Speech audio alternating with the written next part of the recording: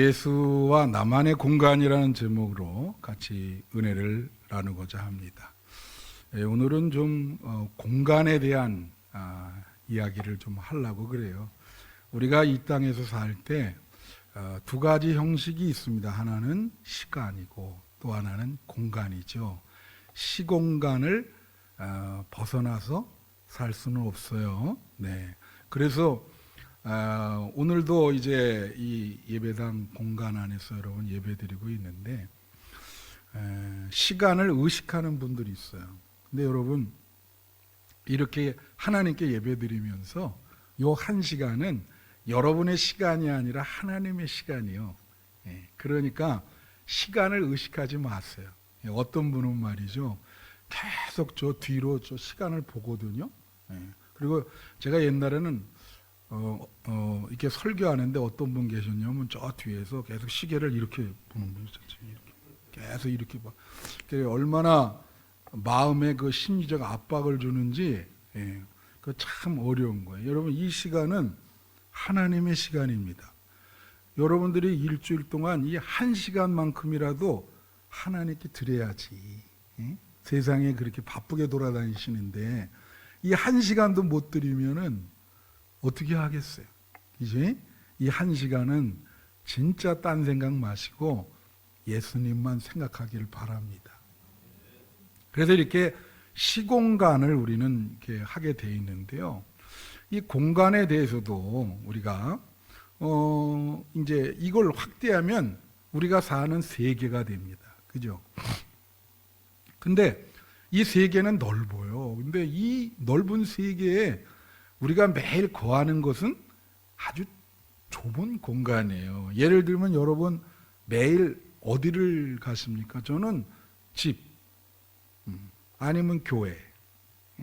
그리고 또 다른 공간이라고 한다면 이제 집에서 교회 오면서 걸어오서 요 우리 이 쌍용동 요 마을 가끔 걸을 때 저 나사렛 대학 요렇게 그게 다예요. 그 이 큰 세계라고 하는 공간 안에 매일 우리가 경험하는 공간은 지극히 아주 미세한 그런 공간을 이렇게 우리가 걷고 또 그 공간 체험을 하고 있죠. 여러분 어떠세요? 여러분도 나랑 뭐 대부분 비슷할 것 같아요. 집 아니면 교회 아니면 뭐 직장 그런 아주 좁은 공간을 일평생 그렇게 살게 되죠. 그런데 사람이 그러면서도 이제 그 자기만의 공간을 이렇게 갖고 있는 분이 있어요. 근데 여러분 잘 알다시피 우리 아이들이 그게 남매였거든요. 근데 이제 처음에 외국 가서 공부를 하는데 방이 없으니까 남매를 같이 이렇게 한 방에 재웠단 말이에요. 이게 별로 좋은 게 아니죠. 근데 나중에 이제 그 딸이 그러는 거예요. 나만의 방을 갖고 싶다. 나만의 공간을 갖고 싶다. 그러죠. 그 아이들이 그러잖아요. 나 내 방 갖고 싶어요. 나만의 그 공간에 이렇게 거하고 싶다. 그런 이야기를 합니다. 아마 여러분도 여러분만의 공간이 있을 거예요. 내가 주로 이렇게 거니는데 다른 사람 몰라도 내가 거기 가면 좀 마음이 편하고 그런 공간을 다 갖고 있을 줄로 믿어요. 그런데 이제 오늘 이 본문 말씀은 그런 공간과 세계에 대한 말씀이에요. 오늘 본문은 요한복음 12장 16장까지는 내가 늘 말씀드리지만 예수님이 십자가를 지시면서 제자들에게 유언과 같은 말씀을 하는 거예요. 오늘 본문도 그런 말씀에 해당합니다. 이제 내가 십자가를 지고 이제 하늘나라로 가는데 그러면 너희들이 걱정이 되니까 그 걱정되는 제자들에게 이제 그 당부하는 말씀, 위안이 되는 말씀을 주는 거죠. 근데 오늘 본문 말씀에 세계를 공간을 두 개로 구분해서 그렇게 말씀을 하고 계세요. 그래서 오늘 짤막한 본문이지만 이 본문에 대한 교훈이 한 3가지가 있는데 그걸 한번 살펴보도록 하겠습니다. 첫째로는요, 성도가 거하는 두 세계가 있다는 거예요. 성도가 거하는 두 세계, 두 공간이 있다고 하는 것이죠. 그게 이제 오늘 본문 말씀에 33절에 보면 뭐라고 나오냐면, 이것을 너에게 이르는 것은 너희로 내 안에서 평안을 누리게 하려 함이라. 세상에서는 너희가 환난을 당하나 담대하라. 내가 세상을 이기었노라. 그렇게 나와요. 여기에 구분되는 게 내 안에서이죠. 그게 예수님 안의 공간, 예수님 안의 세계를 말하는 겁니다. 예수님 안의 세계. 그 다음에 반대되는 개념은 뭐죠? 세상. 세상. 세상이 있고 세상적인 공간이 있고 내 안에 세계가 있고 내 안에 공간이 있다. 그렇게 얘기해요. 이거는 12장부터 16장까지 계속 반복해서 나와요. 예수님이 계속 이런 얘기를 계속합니다. 예를 들면 15장 19절 한번 보시면, 너희가 세상에 속하였으면 세상이 자기의 것을 사랑할 것이나 너희는 세상에 속한 자가 아니요 도리어 내가 너희를 세상에서 택하였기 때문에. 그죠?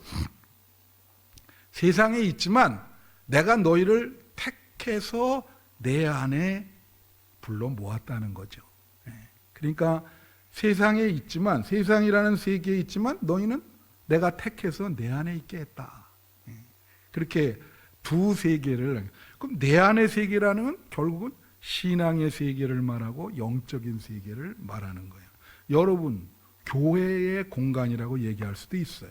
신앙의 세계, 영적인 세계, 예수님 안에 있는 세계를 말하는 거죠. 이거는 예수님이 기도하실 때 요한복음 17장 그 9절에도 나와 있어요. 여기도 뭐라고 나오냐면 보세요. 내가 그들을 위하여 비옵나니, 내가 비옵는 것은 세상을 위함이 아니요. 세상이라는 게 나오죠. 내게 주신 자들을 위함이니 그들은 아버지의 것이로이다. 그러니까 여러분들을 예수님은 어떻게 이해하고 있냐면, 하나님이 예수님께 보낸 사람들이다. 그렇게 이해를 하는 거예요. 예수님이 뭐라냐면 내게 주신 자. 다 같이 내게 주신 자. 예. 여러분, 하나님이 여러분 예수님께 보낸 분들이요. 왜냐하면 하나님이 여러분을 창조하셨잖아요. 예. 그런데 하나님이 너 예수님께 속해라. 예수님의 자녀가 되라. 그래서 예수님 나라에 여러분을 보낸 거예요. 그래서 내게 주신 자를 위해서 기도한다. 이 여러분이죠. 이게 예수님께 속한 나라, 신앙의 세계, 예수님 안에, 우리가 그리스도 안이라 그러는데 이런 두 세계가 있는 겁니다. 하지만 세상에 살고 있지만 우리는 또 다른 영적인 공간, 신앙의 세계에 사는 거예요. 여러분, 얼마 전에 신문 보니까 비정량 장기수라는, 비정량 장기수가 이름이 아닙니다. 비정량 장기수라는 게 있어요. 한 90세 넘은 분들인데 몇 명이 지난주에 판문점 거기 통일대교 거기 가가지고 이북으로 보내달라고 막 데모를 하더라고요. 여러분 그런 거 좀 보세요. 근데 거기 보니까 김대중 대통령 시절에 그 비전향 장기수 63명을 보냈더구만요. 그 비전향 장기수라는 게 뭐냐면 이 대한민국에 있지만 여기 살기 싫고 북한이 더 좋으니까 북한으로 보내달라는 사람들이에요. 그게 비전향 장기수인데, 그때 그래가지고 63명을 보내줬는데 난 이 사람들 이해한다는 게 그때 안 간다 그랬다는 거야. 그리고 20년이 지난 다음에 90이 넘으니까 인제 보내달래. 자꾸 보내달라는 거야. 그걸 보면서 여러분 무슨 생각 들어요? 그 사람들은 여기 살지만 여기 사람이 아닌 거예요. 그죠? 다 지금 이 북한에 거기 가 있어 전부. 제가 그걸 보면서 우리를 성경에서 뭐라 하냐면 천국 시민이라 그러거든. 아직 천국 같지 않지만. 그죠? 네, 여러분을 천국 시민이라 그래. 그러니까 우리가 세상에 있지만 우리는 세상에 있지만 천국에 속한 사람들이에요. 할렐루야. 여러분 그거에 대해서 확신이 있으셔야 됩니다.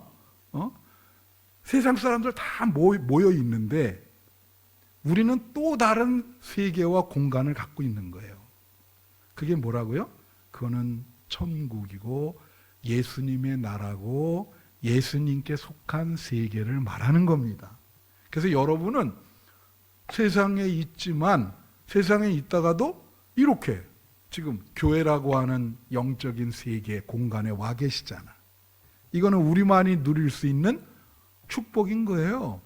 이 공간, 이 신앙의 세계, 예수님께 속한 여기에 우리는 와 있다. 그러니까 이 두 세계를 동시에 사는 겁니다.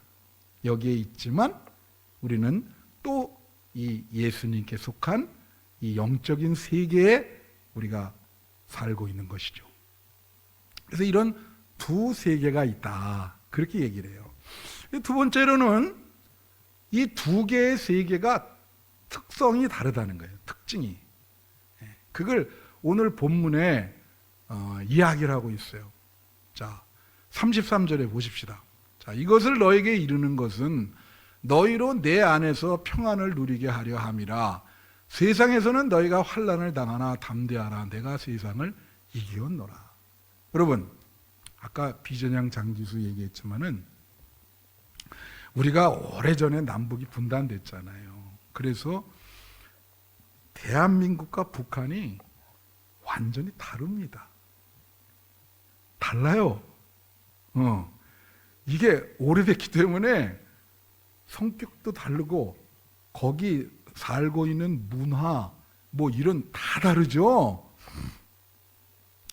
지금 여기에 이 영적인 세계, 신앙의 세계와 우리가 살고 있는 이 세상은 완전히 다른 세계라는 거예요. 남한과 북한이 다르듯이 다르다.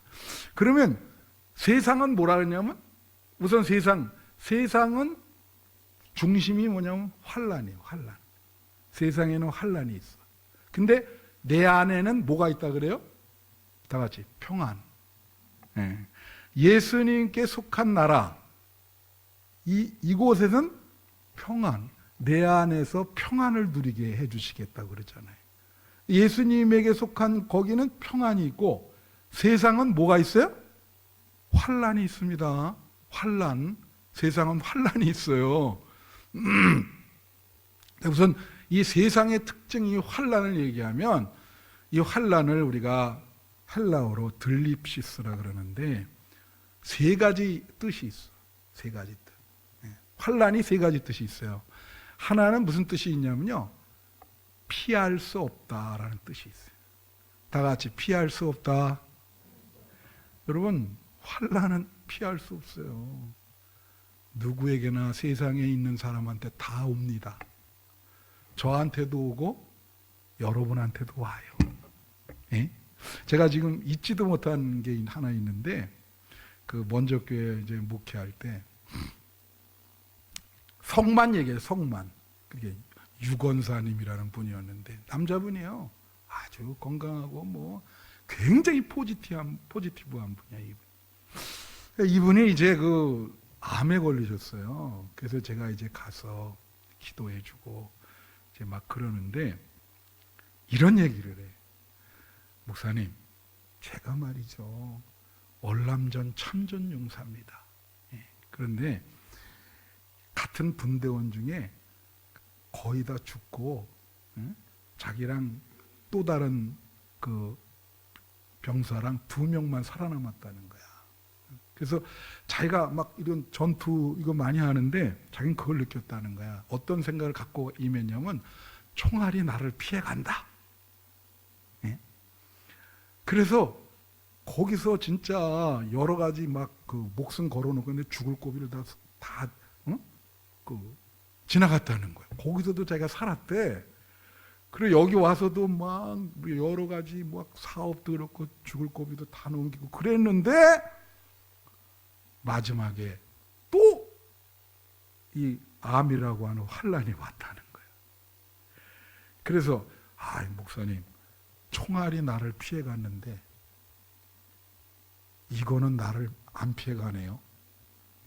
그러면서 내가 이걸 어떻게 잘 견딜지 모르겠습니다 했더니 제가 그랬죠.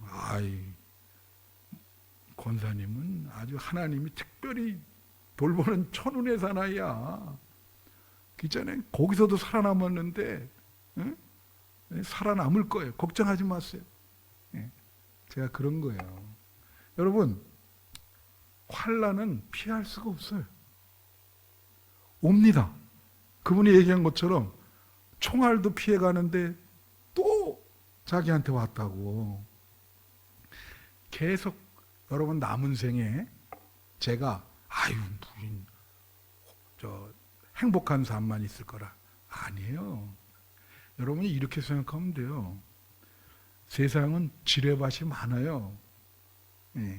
그러다가 어떻게 남은 생에 하다가 잘못하면 그 밟을 수가 있어요. 운명이 그렇게 환난으로 나한테 찾아오는 거죠.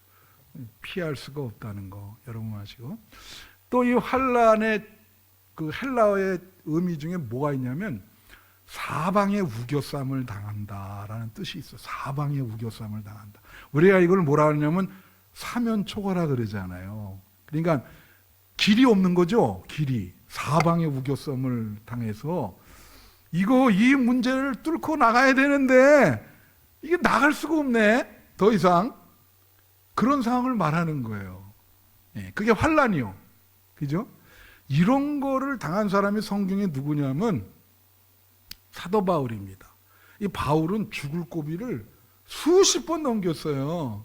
그래서 자기가 그 죽을 고비 수십 번 넘긴 거를 성경에 다 나와 있는데 그 대표적인 게 어디냐면 고린도후서 1장 8절로부터 9절 보면 이런 말이 있어요. 여기 보세요. 이게 바울이 고백한 겁니다.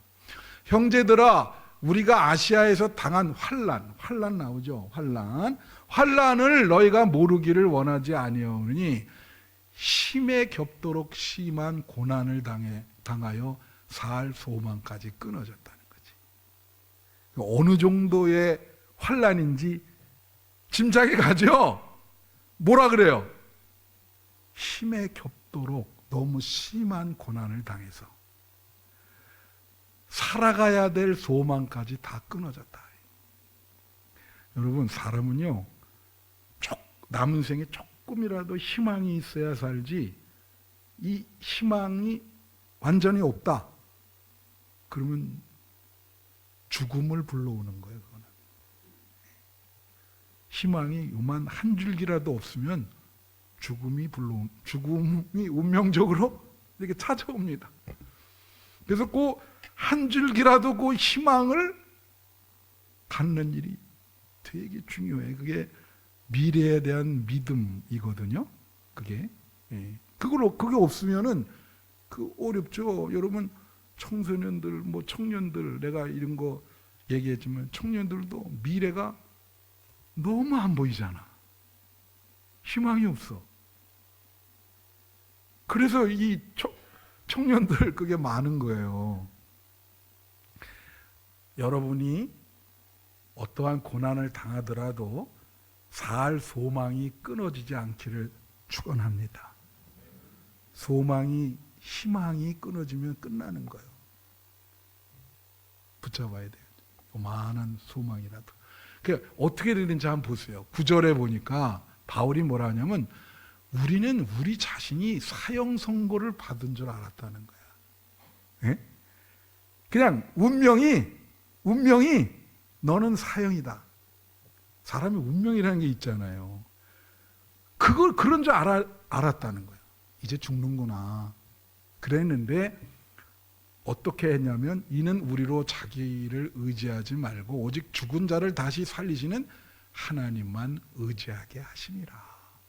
이걸 우회적으로 이렇게 얘기했는데 바울이 이 사형 선고를 받은 이 환난에서 어떻게 살아나느냐 표현하고 있는 거요. 죽은 자를 다시 살리신 하나님만 의지했다. 뭐예요? 그냥 죽기 살기로 하나님, 예수님만 붙잡은 거죠. 근데 그런 말 있잖아요. 이건 뭐 죽기 아니면 살기지. 그죠? 얼마나 힘들으면 이런 표현을 하겠어요. 곧 죽을 것 같은데. 그러니까 죽기 아니면 살기지 뭐. 이 예수님, 이 하나님만 이건 붙들어야 된다. 그냥 꽉 살려주세요. 살려주세요. 하나님만 의지하게 하심이라. 그 상황이 하나님 아니면 살 수 없는 상황이라 그게. 결국 살았어요. 그 우겨쌈을 당하고 사방이 적이고 정말 그 구렁텅이에서 하나님이 끄집어내 주셨단 말이지. 할렐루야. 여러분 남은 생에 그런 환난을 당할 수 있습니다. 이거 명심하셔야 돼요. 세상은 본질이 뭐라고요? 환난을 주는 자예요. 세상은. 옛날에 어떤 분이 눈 감고 코베 가는 세상이라 그러잖아요. 눈 감으면 세상은 악합니다. 그래서 여러분이 이걸 명심해야 돼요. 사형 선고를 받을 줄 알았으나 하나님만 붙들고 살아났다. 그다음에 이 환난이라는 뜻은 또 세 번째 뜻이 있는데 이게 무슨 뜻이냐면 아니에요. 셋째로가 아니야. 환난을 설명하는 거야. 이 셋째 뜻은 뭐냐면 이 사냥하다라는 뜻이 있어요. 사냥하다. 사냥. 그러니까 여러분 이걸 어떻게 이해를 하셔야 되냐면 사냥꾼이 토끼를 잡잖아요. 그죠? 그 사냥개를 대동하고 이 토끼가 어떨까요? 심정이. 그 계속 지금 개가 짖으면서 달려오고 총 이렇게 하는데 이 토끼는 정말로 그 자기 모든 힘을 다해서 최선을 다해서 도망갑니다. 도망가요. 그 도망갈 때의 그 긴장감, 그게 환난이요. 뭐 막 심장이 뛰죠. 막 와우, 뭐 이게 조금 있으면 막 개가 와서 그러니까 뭐 정신없이 가는 거예요. 앞이 보이지를 않지요. 막 그 긴장. 여러분 성경에도 이렇게 당한 사람이 있어요. 성경에. 그래서 여러분 누구예요 그 사람이? 다윗입니다. 다윗의 인생의 전반부는요, 이 사울왕이라는 사람이 죽이려고 그랬어요. 그래서 다윗이 이쪽으로 가면 그쪽으로 쫓아가고, 이쪽으로 도망가면 그쪽으로 쫓아가고, 그러하기 전에 한 번은 다윗을 식사를 초대했어. 그 다윗이 멋모르고 거기 앉아있는데 갑자기 밥 먹다가 이 창을 꺼내가지고 다윗이 먹고 있는데 던진 거 아니요. 성경이 얼마나 그게 참 리얼합니까? 밥 먹다가 창 들으니까 갑자기 피하면서 창문으로 내려 도망간 거 아니에요. 다윗이 그래서 뭐라 그랬어요? 이런 표현을 썼습니다. 죽음과 나는 한 걸음 차이다. 잘 때 신발끈도 못 풀고 잤어.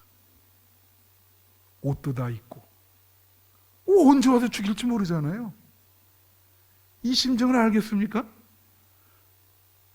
저도 이런 느낌을 느낄 때가 있었어요. 뭔가 막 그냥 죽이려고 막 쫓아오는데 나는 정신없이 막 도망가는 거예요. 도망가. 언제 끝날까? 막 정신없이 도망가. 그게 환난이요. 그게 세상입니다. 그렇죠? 그러니 말이에요. 토끼가 이렇게 정신없이 가다가 어떤 조그만 바위, 동굴, 그 바위, 그 자기만 들어갈 수 있는 거기를 발견을 했어. 딱 들어갔어. 못 찾죠? 바위 안. 그게 여기서는 뭐라 하냐면 예수님 아니다. 그죠? 다시 아까 33절 보여주세요. 16장 33절. 본문인데 거기 보면 뭐라고 나와요? 내 안에서. 토끼가 그 바위 속으로 숨었듯이 다 같이 내 안에서 평안을 누리게 하려 함이라. 그 속으로 들어가니까 이제 안심이 되는 거예요. 예? 그렇죠? 이 평안이라는 말이요. 그 헬라어로는 에이레네고 히브리어는 여러분 잘 아는 거예요. 샬롬. 들어보셨죠? 샬롬. 우리나라 사람들이 있잖아요. 조선시대부터 밥을 많이 못 먹는 사람이 많았어요. 그래서 만나면 인사하면 뭐라 그래요? 밥 먹었어? 막 2-3시에 만나도 밥 먹었냐 그래. 그 인사죠. 이스라엘 사람들은요. 맨날 싸운 거라. 계속 이스라엘 사람들 지금도 전쟁하잖아요. 그렇죠? 그래서 우리가 이스라엘을 가고 싶은데 이스라엘을 못 가는 이유가 내년 봄에 싸울 확률이 70-80%야. 안 싸우면 가는데.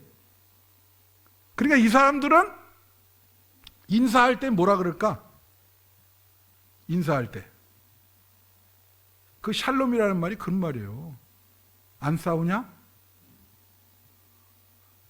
편안해? 평화해?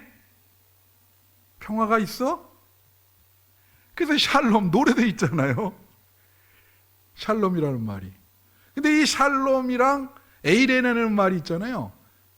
여러 가지 뜻이 있어요. 평안, 평강, 평화, 화평. 그 다음에 어떤 뜻도 있냐면요. 복지라는 뜻도 있어요. 복지. 왜 어떤 기업에 가면 복지가 좋다 그러잖아요. 이 복지는 복이라는 뜻이거든요. 그 에이레네라는 말이. 그래서 예수 안으로 피하면은 평화, 평강, 평화, 평안, 복지. 복을 받는다는 거예요. 여러분 예수님께 피해서 복 받는 여러분 되시기를 축원합니다. 이게 그러잖아. 내 안에서 내 자식들이라는 게 내 안에서 평안을 누리게 하나. 근데 또 뭐가 있냐면 이 에이레네라는 말, 샬롬이라는 말에 질서라는 말도 있어. 세상은 무질서하잖아요. 예수님 안에 거하게 되면 질서가 잡혀진다는 거예요. 사람이. 그것 때문에 복을 받게 되는 거죠. 그래서 내 안에서 평안을 누리라. 할렐루야. 그러니까 여러분 세상에서 참 어렵잖아요. 그래서 이게 지금 신앙의 세계, 예수님의 세계 아니야. 예수님이 거하는 공간이야. 일로 자꾸 오셔야 돼. 수시로 거기서 상처받고 수시로 예수님의 나라에 오셔가지고 위로받고 그렇게 하셔야 되는 거라. 자, 마지막 세 번째는 뭐냐면 환난 많은 세상에서 살아가려면 예수와 나만의 공간이 필요하다는 거예요. 여러분 그거 아세요? 어렸을 때 저는 위로 누나만 셋이야. 그래서 눌려서 살았어요.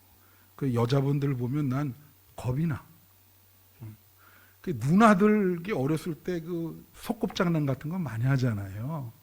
그럼 누나들이 내가 이제 어리니까 나를 이렇게 이제 놓고 막 분장도 시키고 막 이렇게 해가지고 이제 그런데 우리만의 어떤 뭐예요? 놀이 공간이 있는 거라. 놀이 공간이 어렸을 때 있잖아요.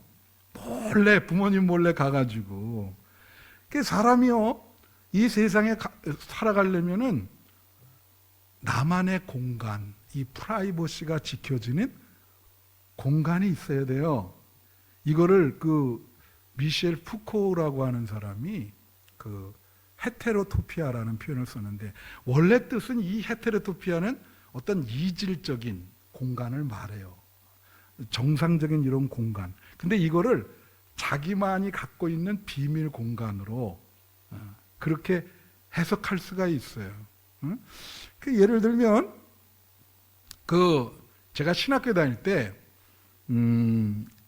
그 과 커플이 탄생이 돼. 과 여러분 우리 송 권사님이랑 정 권사님 과 커플이죠? 자신 있게 얘기하네.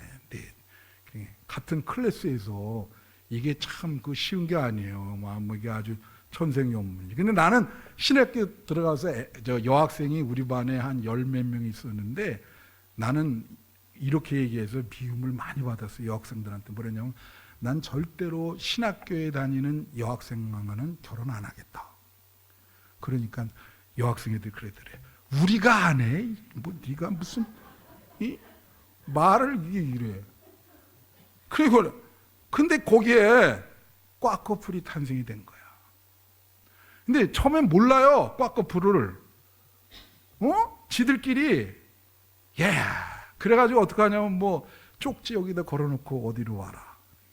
거기 신학교 내에 공간이 많잖아요. 자기들 만나는 비밀 공간이 있는 거예요. 무슨 말인지 알죠? 예. 비밀 공간이 있는 거예요. 예. 여러분, 제가 여기 우리 권사님도 있지만, 우리 교회 교우 중에 집에 예수님과 만나는 자기만의 공간을 갖고 있는 분이 계셔요. 예. 그래 신방을 가봤더니 그 안에 요만하게 방을 꾸며놓고 거기다가 성경책 올려놓고 십자가 놓고 거기서 예수님과 교제를 나누는 거예요. 예. 자기만의 예수님과의 공간이죠. 자, 그 꽈커플이 탄생이 돼서 비밀 공간이잖아요. 성경에서 예수님을 신랑이라 그래요. 우리를 신부라 그럽니다. 그 찬송가도 있잖아요. 신랑 대신 예수께서 오실 때. 그리고 열처녀 비유가 있잖아요. 이죠? 그리고 이거를 아주 그냥 사랑의 행위로 구체적으로 표현한 게 아가서예요. 아주 리얼하게 예수님을 님으로 표현하는 거야. 그래서 예수님과 교제를 나누는 거죠. 예수님에게 막 자기 모든 얘기 다 하고, 정말 그 사적인 얘기까지도 예수님께 다 얘기하면서, 예수님 제가 이렇습니다. 저를 용서해 주세요. 예수님 저를 좀 도와주세요. 여러분 그런 예수님과 여러분만의 공간이 있으세요? 예? 물론 예배 때도 그렇지만 예배는 다 공적으로 다 드리잖아. 여러분 자신이 교회 홀로 와서 혼자 기도를 드리시든가, 그건 혼자만의 예수님과의 사귐의 공간. 이 공간이라 그럴 때 이건 이런 물리적인 것만 의미하지 않아요. 심리적인 것도 의미하고 영적인 것도 의미하고. 그래서 자, 오늘 한번 본문 말씀 보겠습니다. 33절을 다시 한번 보아주세요. 여기 보면 뒤에 뭐라고 나오냐면, 세상에서는 너희가 환난을 당하나 담대하라, 내가 세상을 이겼노라. 그렇게 나오죠.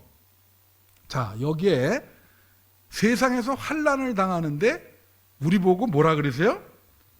담대하라 그래요. 이 다 같이 담대하라. 이 담대하라가요, 물론 용기를 가지라는 뜻이 있는데 이게 헬라어로 다르세오라는 뜻인데, 여기에 큰 뜻이 뭐가 있냐면요, 안심하라는 뜻이 있어요. 주로 메인 뜻이 안심하라는 뜻입니다. 이게 다 같이 안심하라. 무슨 말이요? 너 내 안에, 내 공간 안에 거하니까 안심하라. 안심해. 이제 세상이 더 이상 너를 해코지를 못할 것이다. 여러분 지금 예수님의 안에 오신 거야. 안심하시기를 바래요. 안심하라. 안심하라. 세상은 여러분을 공격합니다. 사두방내 다 적이라고 보시면 돼요. 근데 이 안에 오시면, 예수님 안에 오면 안심하라. 그리고 세상을 이겼다. 이겼다는 말이 니케라고 하는데, 여러분 그 나이키 신발 아세요? 나이키. 그게 이 뜻이에요. 니케. 이겼다. 운동화 있잖아. 그죠? 이겼다. 그러니까 이겼다는 건 두 가지야. 에베레스트 산을 정복했다는 뜻도 있고, 전쟁에서 이겼다는 뜻이 있고. 그러니까 예수님이 이 환난 많은 세상을 이기신 거예요. 그러니까 사탄 마귀 세상 일절 여러분 건드리지 못합니다. 무슨 말씀인지 아세요? 네. 그러니까 나만의 예수님 안에 딱 거하셔야지. 여러분, 사람이요, 이제 말씀 마치는데, 예를 들면 이거예요. 진짜 마칩니다. 희망을 가지세요. 예. 무슨 일이냐면, 사람이 인간으로 살면서 늘 말씀드리지만 동물처럼 본능의 세계에 사는 사람들이 있어요. 그래서 그 사람들은 이 세상을 살면서 어떤 생각하냐면, 가령 예를 들면 교회 와서도 뭐 재미나는 거 없냐? 예. 그리고 예수를 안 믿을 경우 그런 사람은 일주일에 한 번씩 꼭 클럽에 가야 돼. 가서 막 한번 흔들고 막 헌팅도 하고, 세상 사람을 다 그래요. 그 사람은 그런 세계에 사는 거요. 사두방내 보이는 게 다 그런 세계라. 어떤 사람은 말이요, 또 이 취미의 세계에만 사는 사람이 있어요. 그래서 나는 먼저 깼을 때 이 골프에 미친 사람들이 그렇게 많아. 와, 이분들은요 매일 골프 쳐, 매일. 그럼 막 완전히 골프 그 세계에 사는 거지. 어떤 분은 이제 비즈니스를 하시다 보니까 늘 모든 눈을 그걸로 보는 거죠. 비즈니스의 세계에 거하고 있는 거예요, 그분은. 그죠? 어떤 분은 인생을 살면서 의미를 찾아. 이런 사람 좀 낫죠. 그래서 어떻게 보람 있게 살 수 있는 방법이 없을까? 어디 가서 봉사활동, 고아원에 가서 봉사활동을 하든가, 이런 사람도 그것만 봐요. 그래서 그런 걸 찾아다녀. 그죠? 예. 우리는 뭡니까, 우리는요, 예수님이 거하는 영의 세계에 사는 사람들이요.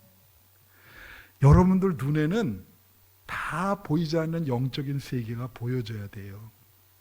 그리고 예수님이 있는 이 공간, 이 신앙의 세계에 여러분은 사시는 거예요.